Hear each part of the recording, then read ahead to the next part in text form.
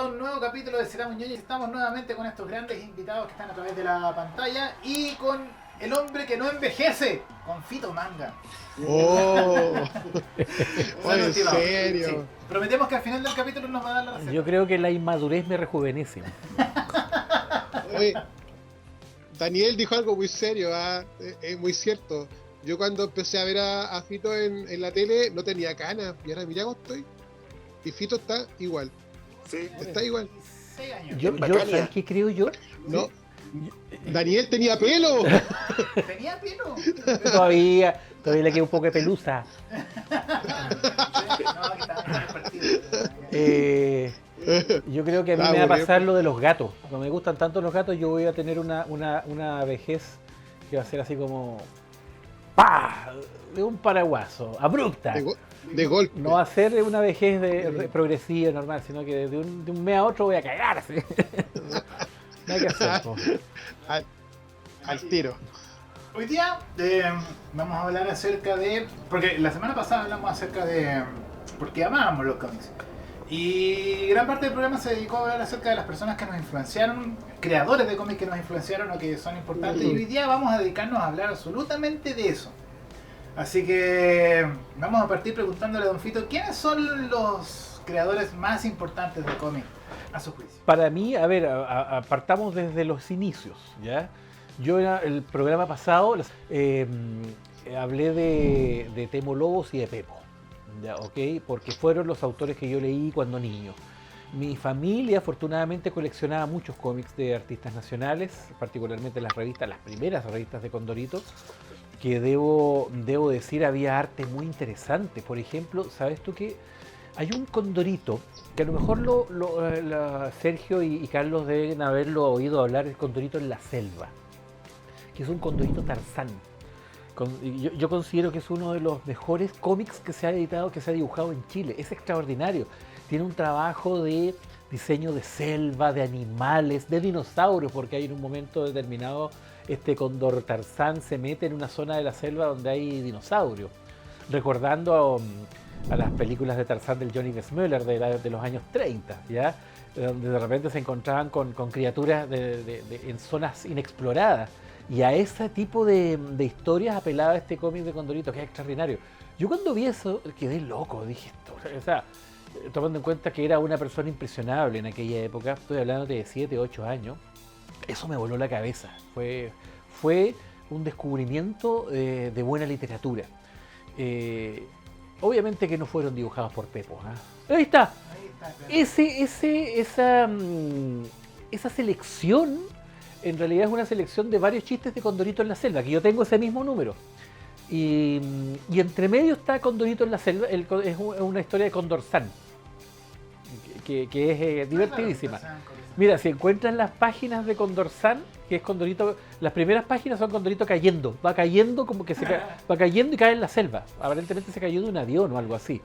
Pero queda con una especie de amnesia producto del golpe y se convierte en Condorcán. Y ahí empiezan sus aventuras, que son siempre muy divertidas, todo en tono satírico, pero es aparte de lo humorístico hay un concepto de aventura lúdica y de diseño, de trabajo, de diseño, del dibujo de las viñetas, que es extraordinario. O sea que a mí también, en ese mismo sentido, me llamó mucho la atención el cómic de Mampato, cuando viajan al pasado, a la Reconquista. Sí, Sí. quería hablar después de Temo Lobos. Ahí hay unos dibujos que son increíbles, sobre todo cuando muestran como los ejércitos, muestran como el establish shot, donde muestran como el lugar donde están los personajes, donde va a ocurrir todo. Un diseño de las casitas, los cerros, los caballos. Sí, abajo, pues sí, pues ahí eso habla de la genialidad de estos autores. Es una lástima que Condorito haya terminado tan mal. Terminó muy mal. Sí, Cerró sí. Televisa. A mí me habían echado ¿Qué un pasó año con antes. Condorito? Nadie sabe qué pasó. Yo lo sé, pues. Yo lo sé. Cha. Cerró Editorial Televisa, había cerrado en Colombia, había cerrado en Argentina, y Chile era el único país donde todavía se mantenía. Esto es por la muerte del magazine. Las revistas, el magazine, estas publicaciones que se vendían en kiosco, está muriendo por culpa de esto. Eso no se puede negar. Un poco lo que decía la semana pasada yo. ¿Se Claro. acuerdan que hablábamos de que la gente está metida más en el celular? Sí, la parte que más no se acuerda, Daniel. Sí. El tema es que no se podía mantener una editorial que vivía de publicar material que ya casi la gente no estaba leyendo. O sea, todavía hay gente que lee magazines, todavía hay gente que lee revistas, publicaciones de ese tipo, pero ya no es tanto como antes. Y eso hay que considerarlo como una cosa bien potente. De hecho, la revista va a morir. Yo creo que va a ocurrir. Sí. Y el cómic va a seguir subsistiendo en formato editado por la novela gráfica. Por la novela gráfica, así Sí. es. Eso es lo que va a Sí. mantener la vida del cómic como publicación editada. Pero el magazine no es nada que hacer. Y eso es lo que le pasó a Televisa. Po. Y ordenó que la revista Condorito la finiquitaran. Yo trabajé ahí como 3 años. Antes estaban War Editors haciendo productos de Condorito. War Editors es una empresa que se dedica a hacer los productos, el merchandising de Condorito. Estuve ahí 3 años y después me fui a Televisa.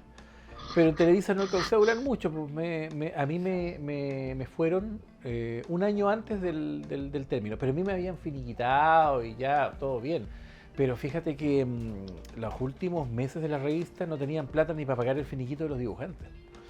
Fue una cuestión muy dura, muy dura. De hecho, me contaba Juan Plaza, que es un dibujante que trabajaba ahí en la revista, del maestro, que uno de los que me enseñó a dibujar al pajarraco, porque tuve que aprender a dibujar a Condorito, imagínense. Suena raro eso, ¿no? Suena raro, pero es que así es la vida del payasito. Po. Tuve que aprender a dibujar a Garganta de Lata, a todos estos personajes, a Yayita. A mí me encantaba dibujar a Yayita, yo la dibujaba con ojos grandes y no me dejaban, me pedían que la corrigiera. Y la editora era una persona muy jodida. Pero volviendo a lo de Juan Plaza, me contaba que no tenían plata ni para pagarle el finiquito, entonces les pagaron con los computadores que tenían ahí. Y los computadores eran unas cuestiones súper piñuflas, porque no eran muy... ¿Eran qué computadores? No eran Mac, eran unos PC, unos Core i3, una cosa así tenían. Y, entonces con eso les pagaron porque no tenían más plata y los dibujantes lo tuvieron que aceptar nomás porque no tenían más que hacer. Hay uno de ellos que sí se reinventó, se compró con lo poco que le pagaron del finiquito, se compró una máquina tatuadora y se puso a trabajar en eso. Pero yo encuentro que, no sé, pues un tipo que dibujaba cómic, era un gran artista, que pase del cómic a dedicarse al tatuaje porque no le quedó otra, porque no había nada más, no tenía otra opción. Pucha, es penca, aunque es meritorio que haya al fin y al cabo encontrado una forma. Es interesante, pero él no sabía. Tuvo que inventar, tuvo que aprender todo de lo que es el cuidado de la aguja, las tintas, los pigmentos. Meterse en la cultura, no lo he vuelto a ver, pero estaba metido en eso la última vez. No sé si estará tratando con Dorito. Pero A la Yayita ahí, que diga mamá. yo tenía una. O sea, cada uno se gana la vida como puede en esta época, sobre todo en este tiempo apocalíptico que estamos viviendo. Pero, Apocalíptico. Y la editora, pues la editora de Condorito tuvo una pelea tremenda con la jefa, con la gerenta general de Televisa y se agarraron de las mechas, fue una cuestión heavy que salió hasta en la prensa, así que fue una pelea fea, así, ¿no? Condorito murió mal, murió con los dibujantes empobrecidos y con la editora general de la revista agarrada de las mechas con la jefa, que era la editora general de Televisa. Fue una cosa potente, estuvo en la prensa, eso se salió en varios medios de prensa. Ese fue el fin de Condorito, triste y patético, no nada que hacer. Triste y patético. Ya. Temo Lobos. Temo Lobos es un artista que a mí también me cautivó, particularmente con Mampato Yogu, que es la aventura por la aventura. Perdón. Condorito es humorismo, al fin y al cabo. y en eso lo convirtieron en un tipo que hacía chistes, pero Mampato, Yogu, yo recuerdo mucho una historieta que a mí particularmente me llenó, así dije, no, qué maravilla, que es la adaptación de La Isla del Tesoro, de Stevenson, que fue una de las primeras historias de Mampato que yo leí.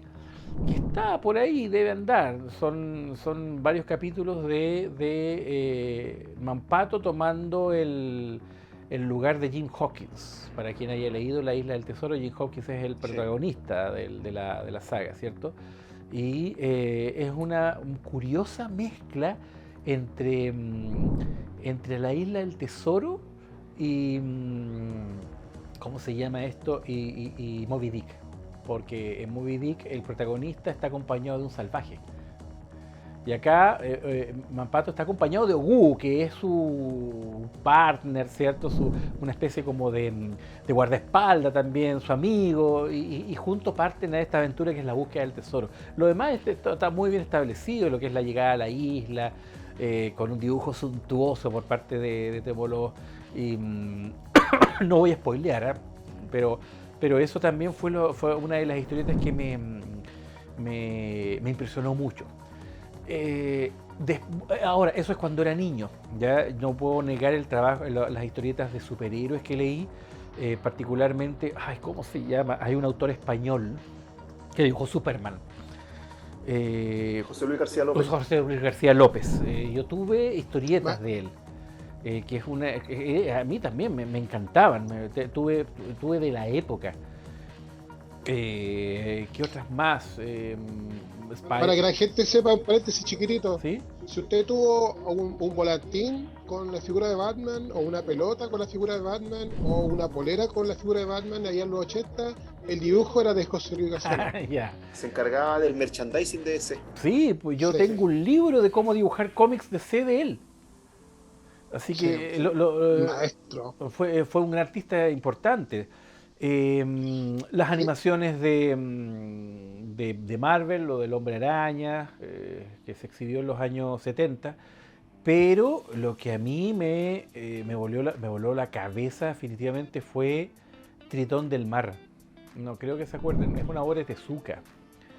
Tritón del Mar es un anime que se exhibió en 1977 en Chile. Yo la vi cuando era muy chico. Y era aterrador, era ultraviolento. Siempre me llamó la atención de que en aquella época como que las animaciones japonesas que contenían ese tipo de contenidos pasaban viola por la televisión nacional y nadie decía mucho, aparentemente porque no se daban cuenta, pero había muertos. Y lo daban en la mañana. Y esa cuestión a mí me dejó traumatizado. Yo quedé mal, o sea, fue una experiencia ya no sana, yo la considero una experiencia insana. Sin embargo, lo que debo destacar es que al sábado siguiente, porque estos eran bonitos de sábado por la mañana, de nuevo estaba pegado frente al televisor. A pesar de que me había afectado mucho lo que había visto, se había muerto, había un personaje que muere quemado, me acuerdo, que le cae de fuego encima, muere quemado y grita. Todo esto con mucha duración, ¿cierto? Y a pesar de eso yo estaba pegado ahí porque esta cuestión no puede ser lo que estoy viendo, o sea, que es heavy. Tritón del Mar fue el anime que a mí me hizo fanático, siendo muy pequeño, de la animación japonesa. Y así es así como empecé a descubrir este mundo. Llegaron otras series también, estaba Fuerza G, estaban Mazinger Z, ¿se acuerdan de estos animes? Son los primeros animes. Iron Man 28 llegó tarde aquí a Chile. Pero te estoy hablando de la que vi yo cuando era chico, o sea, de 1978 a 1981 más o menos. Se exhibió mucho anime en Chile, se exhibió mucho anime. Y gracias a Dios a que eso fue. Ultraman también lo vi. Astro Boy para adelante incluso. Más que Astro Boy, Jet Marte. Que ¿Cómo? es más que Astro Boy, Jet Marte. No sé si cachan a Jet Marte. Sí. Jet Marte es un anime, es un autoplagio que se hizo Tezuka para no tener que pagar un copyright por derechos de autor a Toei. porque Toei son los dueños de Astro Boy, pues no Tezuka, porque Tezuka los perdió. Hay un tema que algún día me gustaría hablar sobre Tezuka. Sí, porque Tezuka, a pesar de todo lo grande que hizo, todo el aporte que hizo al manga, tuvo pésimas decisiones y perdió personajes. Por ejemplo, Astro Boy no le pertenecía a él, le pertenecía a Toei. Entonces, cuando él quiso adaptar, quiso hacer una versión a color de ese personaje, tenía que pedirle permiso a un grupo de personas de Toei Animation y le pedían plata. ¿Cómo voy a hacer con mi propia creación? Voy a tener que estar pagando. No, y hizo un personaje nada que ver que se llama Jet Marte, que es muy parecido a Astro Boy. Es casi Astro Boy, pero no es Astro Boy. ¿Cachai? Y se exhibió en Chile antes que Astro Boy. Y a mí también me causó mucha impresión ese personaje. Yo creo que la obra de Tezuka, si hablamos netamente de un autor que a mí me impresionó, Tezuka es el autor, como a mucha gente, que a mí me instó a seguir la animación japonesa. Porque Tritón del Mar también era de él, la que me había asustado cuando era chico. Entonces, este creador, este mangaka, este autor gigantesco, notable, una roca inamovible en la industria del manga, es el que a mí yo considero como base inamovible de mi llegada al manga, y lo considero un autor capital, completo y absoluto. Ese es más o menos mi... Don Sergio. Bueno, por acá de nuevo, les agradezco acá la invitación para esta semana. A ver, a mí me gusta harto el cómic americano, si bien, como conversábamos la semana anterior, todos partimos con cosas como Barrabases, como contaba Carlos, o con Dorito, qué sé yo. Bueno, yo después me metí lleno en el cómic americano, uno empieza ahí a bucear cada vez más. Solo nos vamos dando cuenta de que hay autores que son mejores que otros en cuanto a dibujo de guión. Yo, como fanboy de DC, me llegué ahí a dos palabras: Frank Miller. Este tipo odiado y amado por partes iguales. Ojalá se mantuviera siempre en el reinventó no a Batman. al cine, por favor. ¿Cómo? Frank Miller, no te acerques al cine, por favor. Oye, ojo, que las intervenciones que Miller ha tenido en el cine no han sido malas. Han sido pésimas. ¿Cómo? Han sido pésimas, no malas. A mí me gusta Robocop 2. Robert Rodríguez, la historia cuenta que Robert Rodríguez, cuando grabó 300, fue a pedirle explícito permiso y ayuda a Miller. Ojo con eso. Miller tiene una visión, a ver, si tomamos el otro gran creador americano, que sería Alan Moore, y para completar la trilogía ahí ya con Neil Gaiman, pero Miller y Moore tienen la gran separación, y que el fandom de cada uno por lo general son opuestos. Es una tontera en realidad, pero Moore dice que sus obras no están hechas para ser filmadas. Él escribe para cómic. En cambio Miller, si tú lees Miller, te vas a dar cuenta al par de páginas que estás leyendo una película. Esa es la diferencia que hay, yo creo, entre ambos. Sin City. Claro, por la gran influencia del manga también, traspasar de hecho, Miller, Ronin, el primer Amerimanga, por llamarlo de alguna manera, del 83, editado por DC, y una voladura de cabeza, una voladura de cabeza de Ronin. No goza del mérito que se merece. Pero volviendo un poco a esto de Moore y Miller, que son dos tipos que yo creo que todos amamos, los que leemos cómic americano, junto con Gaiman también, pero Moore tiene esto de que le gusta el cómic en sí. Miller trata de ver un poco más allá. Por lo mismo, Miller hasta el día de hoy es un gran amigo de Jim Lee. Miller es un tipo que le gusta el tema de los negocios. Es muy proactivo en ese campo del negocio, de ir más allá, qué sé yo. Eso mismo le ha permitido hasta el día de hoy dibujar, mantenerse activo en la industria con DC. Dibujó hace poco, relativamente poco, Superman Año 1. Lo escribió, lo dibujó Romita. Sí, exactamente. Pero se mantiene activo. Pasa con Miller, que es un autor muy incomprendido en algunas fases de su carrera. Cuando hizo TDKR, The Dark Knight Returns, que es la obra máxima que hay en cuanto a Batman, seguido junto con Año 1, qué sé yo, también de él. Pero luego hizo el 2001-2002, lanza la segunda parte, El Caballero Oscuro Contraataca. ¿Y qué pasa? Saca un dibujo tan extraño a ratos de entender que muchos no lo supieron apreciar. Yo creo que Miller es una sátira en sí mismo. El tipo se ríe un poco del fandom, se ríe de lo que el fandom espera de él. Como escritor también tiene un lenguaje muy, muy raro. Él mismo explica, por ejemplo, cuando escribió All Star Batman, que si bien la contraparte de All Star es Superman, es una obra muy seria, All Star Batman es un chiste en sí mismo. Es un cómic que se disfruta mucho, pero es un chiste, y lo digo en el buen sentido. El tipo escribe desde el punto de vista de la sátira, y yo creo que cuando alguien se acerca a Miller luego de Dark Knight Returns y espera lo mismo, es un error. Miller siempre te va a ir cambiando un poco la historia de su narrativa. Y bueno, Moore, otro capo. ¿Qué se puede decir de Moore que no se haya dicho? Un maestro en el fondo. A ratos un poco... exacto, comprado en Romano Cómic, hay que decirlo. Comprado, sí. Por supuesto. Pero bueno, y quiero hacer mención igual acá, hablando un poquito, y esto no es sí puede sonar publicidad, pero yo, gracias a mi tienda, que tengo ahí junto con Luciano y con Leonardo, yo sé que no a muchos les gusta el formato del coleccionable. Yo quiero decir algo muy puntual. Me voy a desviar un minutito del tema. Los que estén viendo este programa, no importa si les gusta la grapa, si les gusta el tomo, si les gusta el rústica, es cómic. Ya. El que lea tomos no mire menos al que compra, y que el que lea grapas no mire menos al que compra tomos. Ya es cómic. Yo, honestamente, estos los compro porque son de buena calidad y son relativamente baratos. No, y los puedes como guardar, porque los que son más livianitos tienes como que forrarlos, comprar algo, no son tan fáciles. Claro, yo, por ejemplo, Carlos, que es cliente nuestro, es un gran fanático de la grapa. Se respeta el formato grapa. Pero hay de todo. Entonces, bueno, y acá tiene la particularidad, volviendo al tema, ¿qué le pasó al cruzado? ¿Qué le sucedió al Cruzado de la Capa?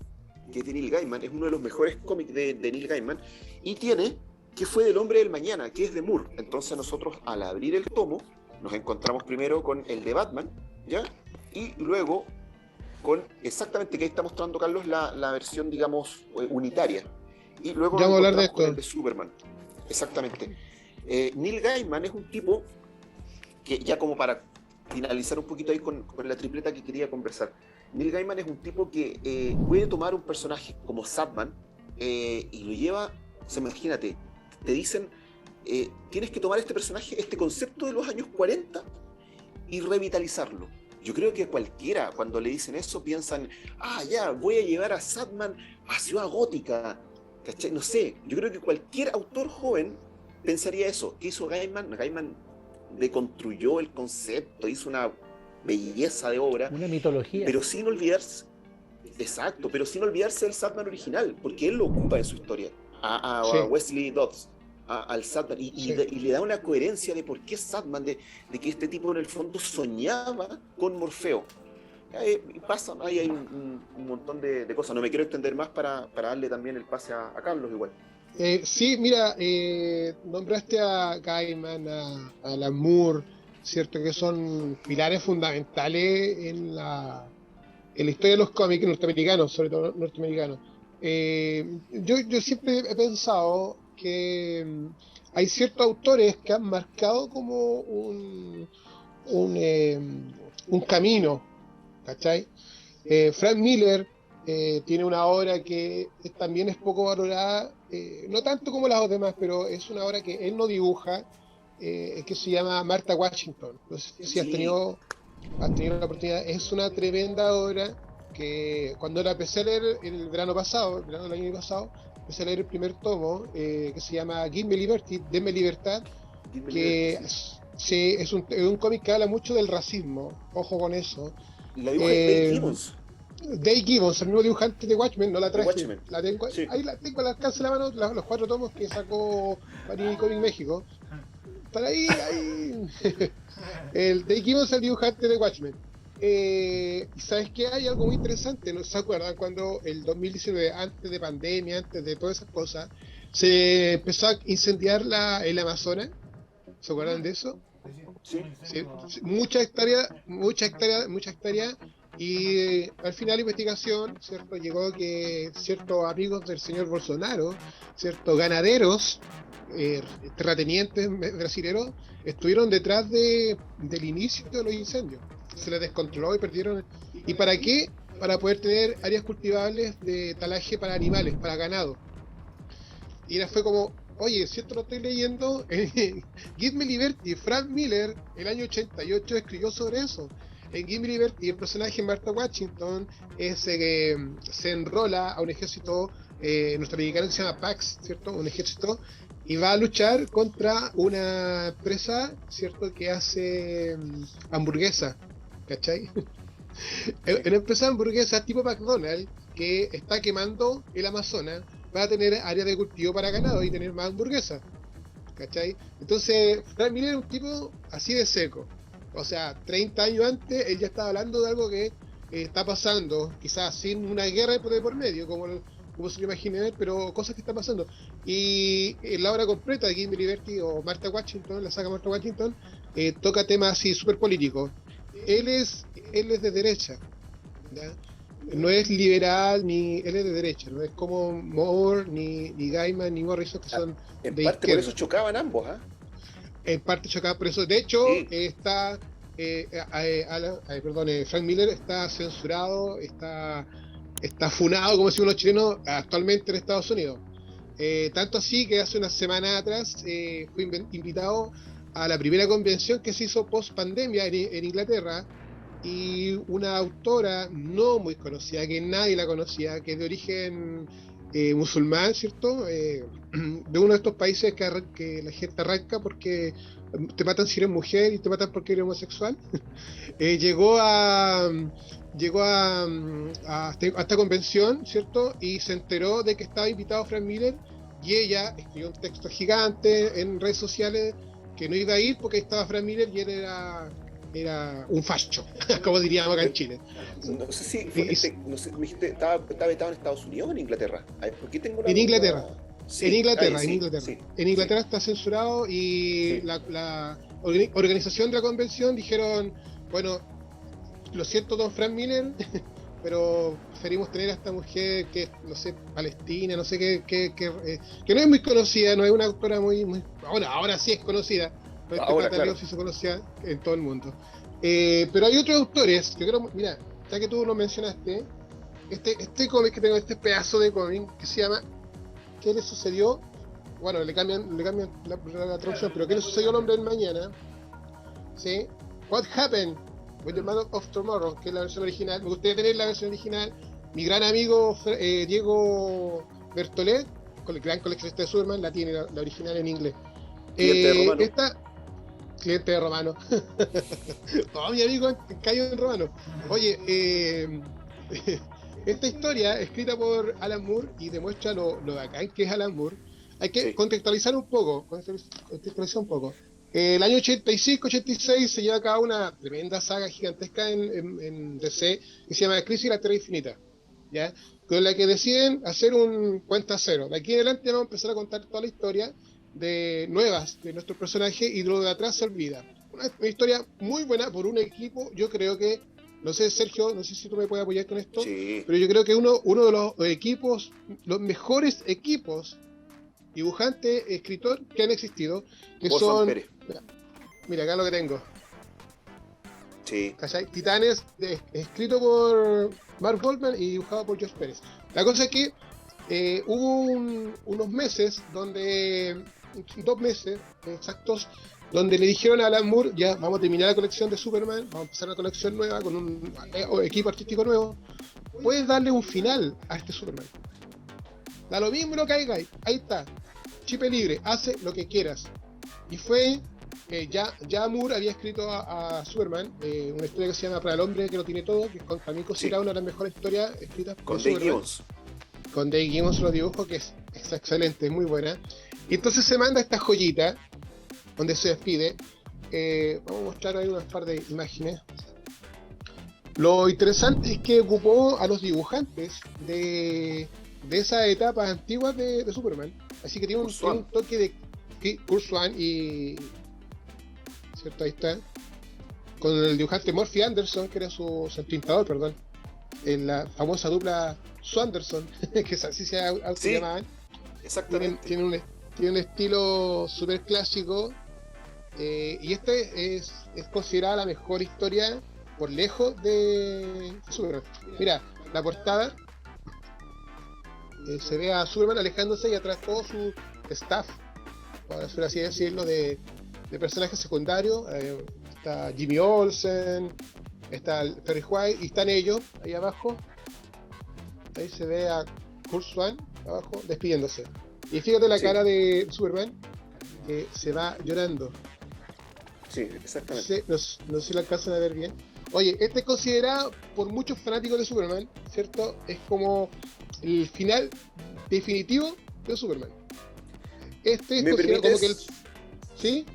No, es que yo quiero hacer una pequeña aclaración, que siempre cuando se habla de ese cómic, no es que tú hayas cometido el error, me refiero que ¿Mm? lo he escuchado antes. De hecho, le pasó a la página de Facebook de DC México, DC Comic México, que creo que es oficial. Hablaron de ese cómic y dijeron, no, este es el final del Superman de 1938. ¿Ya? Salió hace unos días atrás ese posteo de Facebook. Pero ojo, el Superman, porque me han preguntado, lo digo por aclaración porque hay algunos clientes que me han preguntado porque no se entiende un poco el contexto de ese cómic, como bien tú lo explicaste. ¿Qué pasa con ese cómic de Moore? Ese no es el final del Superman de 1938, tal como dijo Carlos. En el 85 se hace el reseteo, ¿no es cierto? Y el Superman del 38, podríamos decir, el Superman original de Siegel y de Schuster, es el que vemos en Crisis, que se va a este universo bolsillo a vivir con Lois, con Superboy, a este universo bolsillo con Lex Luthor Jr. Entonces, ¿cuál es el Superman que está en ese cómic? Es el de Tierra 1, ¿ya? Es el Superman que empieza en la Silver Age, en la Edad de Plata, que es el Superman Sí. que el de Tierra 2, esto es un poquito enredado, yo creo, para la gente que no está... Sí. Pero el Superman de Tierra 2 es el original, por llamarlo de alguna manera, el del 38. Y el Superman de Tierra 1 es el que compartía escenario con Hal Jordan, con Barry Allen. ¿Ya? El de Tierra 2 compartía escenario con Jay Garrick y con Alan Scott. Para que me entiendan un poquito ahí la diferencia. Sí. Pero ¿qué pasa? Cuando llegan los personajes de la Edad de Plata, en los años 50, 60, aparece de la nada, es como que hay un cambio de continuidad. Y de pronto Superman, en vez de coexistir con el Flash, el Linterna Verde antiguo y los demás personajes, coexiste con Hal Jordan, con Barry Allen, qué sé yo, ¿cierto? ¿Por qué? Porque Clark Kent siguió siendo Clark Kent. No hubo un cambio de personaje. Y ese cómic que muestra Carlos es el fin de ese Superman, el de la Edad de Plata. Entonces él, cuando leemos Crisis en Tierra Infinita, claro, este otro Superman, el antiguo, por llamarlo de alguna manera, más canoso, es el que se va con su Lois a vivir a este universo bolsillo, pero el otro queda ahí. Y ese cómic muestra como la despedida de ese Superman. Mira, este es Crisis en Tierra Infinita número 12, editado aquí en Chile en formato de grapa. Vemos en una escena acá donde en la pelea final está a punto de cerrarse un portal y se ve cómo agarran a Superman de Tierra 1, podríamos decirlo, y lo salvan, por así, ¿cachai? Lo mandan hacia el universo normal y terminan ellos de pelear. Ellos, me refiero a Superman, el viejito, que está con canita ahí, ¿lo ven? Sí, el de Tierra 2. El de Tierra 2 con Superboy de Tierra Prime, que está allá, miren, ahí están los dos juntos.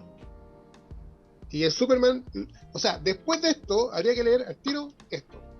Exactamente. ¿Qué sucede después de eso? Esto. Muy bien lo que dice Sergio. Oye, y para unir un poco... Yo los quiero, La confusión es bastante simple. La confusión es bastante simple. Hay un error, bueno, no es un error, pero es una idiotez que al Superman antiguo le hayan puesto el de Tierra 2 y al Superman de los 60 le pusieran el de Tierra 1. Pero bueno. Era al revés. ¿Qué saca de pillos esta crisis? Todo para tratar de... perfecto. Como para la gente quedó pero... Sí, oye, sin duda alguna. Después de esta gran historia, yo quiero hablar de un tremendo dibujante que hubo, que existe todavía el día de hoy, pero ya está semi-retirado, que es escritor y dibujante. Nosotros lo conocimos por su faceta de escritor-dibujante, que se llama John Byrne, ¿cierto? Acá tengo la versión que después de todo esto, le dijeron a él, ¿sabes qué? Parte de cero. A Alan Moore le dijeron, termínalo. Ay, se me cayó esto. me maní. A Alan Moore le dijeron tú termínalo. Y al mes siguiente le dijeron a John Byrne, ¿cierto? Tú empiézalo. John Byrne es un escritor dibujante, como decía, inglés. Ya nació en Inglaterra, pero después se fue a Estados Unidos y ahí se volvió artista. Para chicos, nos quedan 5 minutos para cerrar el programa, así que hay que dejar esa historia hasta ahí, la vamos a dejar para el programa. Pueden seguir al blog de Carlos también en Facebook para tener más información acerca de eso. Sí. Le voy a hacer una pregunta a cada uno de ustedes, que me la respondan uno por uno. Ya. Me faltaron 2 cosas en toda esta conversación. Autores que no sean gringos ni japoneses, y autores chilenos que recomiendan que no sean los clásicos que hablamos al principio del programa. Parte don Sergio, por favor. A ver, pero de cualquier época puede ser, no hay problema, ¿cierto? Los chilenos, ojalá actuales, los internacionales de cualquier época. O sea, es que debo decir que dibujante chileno, discúlpenme, no tengo el nombre, no recuerdo el nombre en este minuto, pero el de Doctor Mortis. ¿El dibujante o guionista? No, dibujante. Es que son varios. El Doctor Mortis a clásico, está ¿Sí? Máximo Carvajal. Y actualmente hay varios. Por ejemplo, ha trabajado. Pero de los antiguos, creo que era Carvajal. Bueno, Máximo Carvajal es clásico, es el dibujante clásico de Doctor Mortis de los años 60. Y actualmente hay varios, está Martín Cáceres, incluyendo como artista que ha trabajado en historias cortas del Doctor Mortis, en un recopilatorio que sacaron hace algún tiempo atrás, hace algunos años. Y el otro, decía Daniel, era un dibujante que no fuese ni estadounidense ni japonés, me dijiste, ¿cierto? Un autor. A ver, es para... Pucha, es que me iría... Bueno, me cuesta un poquito salirme como del gusto personal, pero si nos vamos a algo que no sea ni americano ni japonés, no, es que yo creo, honestamente, vuelvo a lo mismo. Creo que Carlos va a estar de acuerdo, Moore. O sea, si alguien ya tiene harta lectura, le gusta el tema de novelero, ¿cachai? Tipo Conan Doyle, qué sé yo, y llega de repente, porque me ha pasado gente que me pregunta, oye, pero ¿y cómo puedo entrar al tema del cómic? Léete algo de Moore. No es necesario que sea Watchmen, ¿eh? Porque no, pero léete algo de Moore. Es un tipo muy, muy transversal. Sí, exactamente, Moore lo puedes tener guionizando un equipo de superhéroes así, hasta tiene unas cuestiones con el estudio Extreme de Rob Liefeld. Sí. Y el tipo donde sea que lo coloques a escribir, yo creo que hasta con Condorito haría cualquier cosa loca.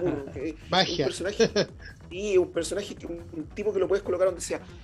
Y quiero dejar una pequeña recomendación. Les dejo El Arco del Cazador de Mike Grell, en los guiones y en los lápices. Esto viene en el coleccionable de Salvat, que llegó a kiosco hace un par de años. Los coleccionables yo los defiendo, o sea, no son muy queridos, pero yo los defiendo. Tienen joyitas escondidas como esta. Ya tienen muy muy buen material, tanto los de Marvel como los de DC tienen estas joyitas que son muy entretenidas. Y bueno, eso. Por mi parte les agradezco nuevamente por esta semana. Y ahí saludos a los tres. Me despido. Ahí le dejo la palabra a Carlos. Sí. Don Carlos. Ya, autor nacional. Rápido me acuerdo. Moisés Hidalgo, tremendo, súper joven, 20 y tantos años, y la está rompiendo en Estados Unidos. Le duela que le duela. Moisés Hidalgo está dibujando actualmente Power Ranger. O sea, no es cualquier cosa. Ya, Power Ranger para la editorial. Sí, no, para Doom Studio. Y Moisés Hidalgo está en la revista que se llama Power Ranger y en la Mighty Morphin Power Ranger. Apareció ahora hace poco en 1 o 2 números. Un tremendo dibujante. Igual hizo cosas para Ariete Producción aquí en Chile. Pueden encontrar algunas cositas del por ahí, y también para Action Comic. No Action Comic. Siempre me sale el Action, no, es Action Comic, la otra editorial chilena que hay. Acción. Otro dibujante chileno que hay que recomendar harto es aquí nuestro coterráneo, ¿cierto? Que es Amancay Nahuelpan, que también está rompiéndolo en Estados Unidos, ahí en DC, que no es poco, no es malo. Y como escritor, la verdad que hay súper pocos escritores que me llaman la atención chileno. ¿No? Hay súper poco en el ámbito de los cómics. Hay, sí, Alejandro Amira, y hay un montón más. Los chicos de CK, ¿cierto? Alexander Roes también, algo de mitología griega y también mesopotámica, no sé cómo se llamará. Sí, es tremendo lo que hace él. Y autores que no sean norteamericanos ni japoneses. Pucha, España tiene una armada, una real armada trabajando en Europa. O sea, perdón, en Estados Unidos. Jorge Jiménez, Pepe Larraz, Mikel Hanin, Belén Ortega. Belén Ortega es una tremenda dibujante que no tiene techo, apareció hace unos meses atrás y es una tremenda artista, mujer y española, que va a dar mucho que hablar, así que se lo recomiendo, que los sigan, que los busquen, que los lean. De todo ello, yo creo que lejos Jorge Jiménez el más seguible. Ya, sus dibujos son espectaculares. Lo pueden encontrar ahí por Superman y también por Batman. Y recomendación, nada, dávenselo después de ocuparlo. Muchas gracias. Bueno, autores chilenos porque los conozco. El cepillo. Alan Robinson, que trabaja para IBW, que es un monstruo. Lo entrevistamos también hasta en nuestro... Sí, es un amigo también, es un amigo que tuvimos juntos en la Comic Con de San Diego. Mauricio Herrera, que está viviendo actualmente en México, que es un artistazo, polémico en algún momento, no sé por qué, pero fue un artista con el que tuve grandes momentos también. Fue a mi boda, estuve en Diablo. matrimonio. Sí, y bueno, fue el autor de superhéroe chileno Diablo, que es como el único gran superhéroe chileno de los últimos tiempos. Finalmente, para nombrar a una chica, encuentro que Carla Díaz es una de las más grandes artistas de cómics chilenos, una gran autora, que trabaja con la línea manga. Para apurarme, porque ya estamos en la hora, un autor internacional completo y absoluto, chiquillos, Moebius. Estaba que alguien lo nombrara, iba para allá. Yo, claro, o sea, si hay alguien que no pertenezca para nada al mundo de los superhéroes y que hay que nombrarlo acá, es Janjiro Moebius, que tiene mucho que ver con Chile también, puesto que ha trabajado con Jodorowsky durante muchos años en el Incal, que es una obra capital de la ciencia ficción europea. Sí, bueno, sí, estaba viendo recién, tiene un empastado del Incal. Para mí Moebius es el autor más influyente de la historia del cómic moderno, un tipo que influyó sobre autores norteamericanos y japoneses y obviamente muchos europeos. Si hablamos de autores norteamericanos, Moebius influyó... Moebius aportó... ¿Cómo? Un dato, aportó con un dibujo a la serie Batman Blanco y Negro. Sí. Aportó Moebius con un dibujo y es una genialidad de dibujo y es súper simple, pero ahí Moebius muestra lo genial que es como dibujante en un pequeño, es casi un boceto, pero el tipo es un genio. Obvio, sí, por eso fue lo que fue. Me interesa que la obra de Moebius no se pierda en las generaciones. Yo cuando hablo de cómics en mis talleres de manga, que son talleres de manga, les hablo de Moebius a mis alumnos que no entienden nada de lo que estoy hablando. Cuando más sabrán de cómics europeos de Asterix o de Tintín, pero no entienden más allá. Pero yo trato de que entiendan lo influyente que fue Moebius en el cómic occidental. Geoff Darrow, que es un artista norteamericano que yo sigo fervientemente, su estilo también, es un autor que aprendió muchas cosas de Moebius. Trabajaron juntos durante años. Yo creo que eso también influyó porque a Darrow lo llamaron los hermanos Wachowski para hacer todos los aparatos y las máquinas en Matrix. Entonces todo eso que diseñó Darrow también se le debe un poco a la genialidad de Moebius. Ahí está el ojo de Moebius. Y por otro lado, esto yo lo hablé hace algún tiempo en un post en internet, Hayao Miyazaki, que es el gran cineasta japonés del último tiempo, el hombre que ha reinventado, el hombre que le ha llenado de de prosperidad al anime, es un hombre que se dejó influenciar por la gráfica de Moebius. De hecho, el cómic, el único cómic que ha dibujado Hayao Miyazaki, un cómic de larga duración, ha hecho cómics cortitos así de cerditos que tripulan aviones. No sé, pues el Porco Rosso tiene unos cómics cortitos, pero si hay un cómic largo de Miyazaki es Nausicaa en el Valle del Viento. Y cuando uno ve las páginas se nota al tiro la influencia de Moebius. Imagínate, Moebius influenciando al más grande artista de anime del último tiempo. Eso da mucho que pensar y pone a Moebius en un punto capital en la historia del cómic moderno. Y al mismo tiempo influyó a Otomo, ya que hablamos la semana pasada de Akira, un poco sobre lo que significó Akira para mí. A Otomo le decían el Moebius japonés. O sea, cuando hay un artista importante que con su dibujo es notable, lo comparan siempre con Moebius. En ese sentido, para mí, Moebius, por eso es el dibujante más notable de los últimos tiempos, tanto en Europa como en Japón, como en Estados Unidos, y acá mismo también. Yo lo sigo y me parece que lo que hizo podría ser considerado un antes y un después también. Ya, queridos, muchas gracias por haber participado en el programa de hoy. Tenemos que terminar lamentablemente, pero la próxima semana tendremos otro programa para que conversemos otras cosas acerca del mundo ñoño. Así que un abrazo a todos, muchas gracias por participar y nos vemos en un próximo capítulo de Será Muy Ñoño. Síganos en nuestras redes sociales, tenemos la TV, UATV y al Instagram de Fitomanga, a blog de Carlos en Facebook. Y también vayan a la tienda que se me olvidó el nombre, Romano Comics. Ahí lo tengo. Romano Comics.